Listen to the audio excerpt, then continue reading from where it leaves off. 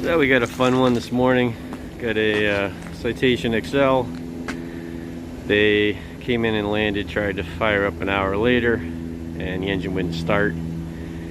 So got out and checked after talking to some mechanics, and they found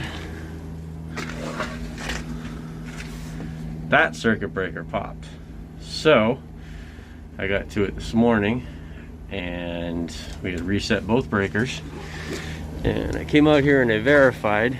Now those are the breakers for the ignition for the exciter on the right hand engine.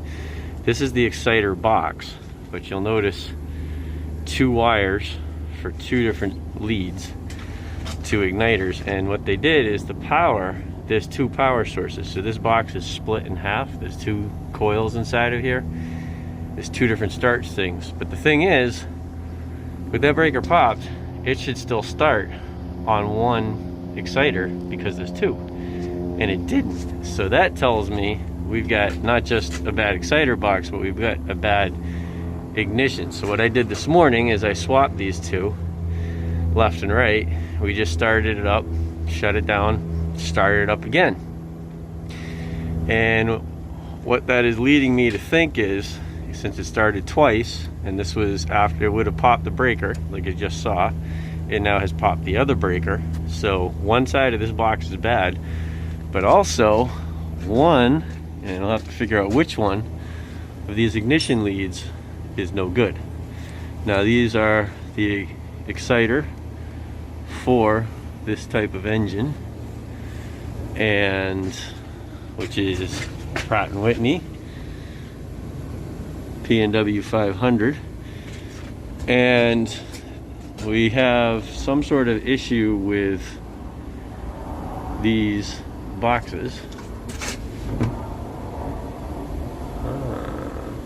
Interesting. I was just noticing the oil level looks a little low. I wonder if these have a low oil shutdown. But we'll have to look into that as well. But I don't think it would pop a breaker if it was a low oil shutdown. Let's find out about that.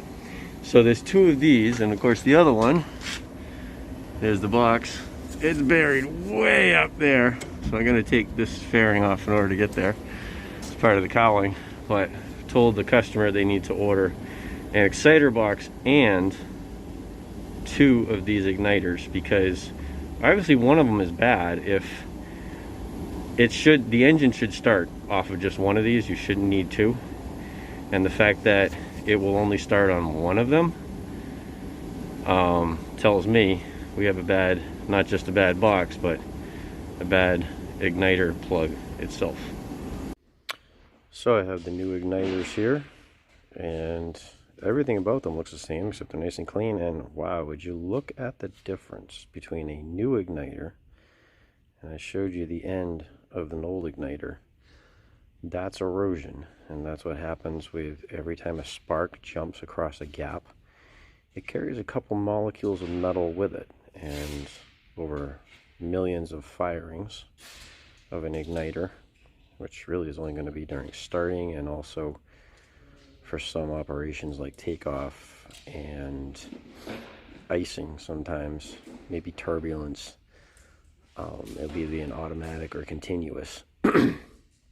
That's how much it eroded. Who knows how many years that's been on. I don't have the records in front of me to be able to see that, but look at the pictures of them side by side and you'll see the difference in what's eroded away, which is why one of those igniters would not fire when the other one popped the breaker, because the exciter box was bad.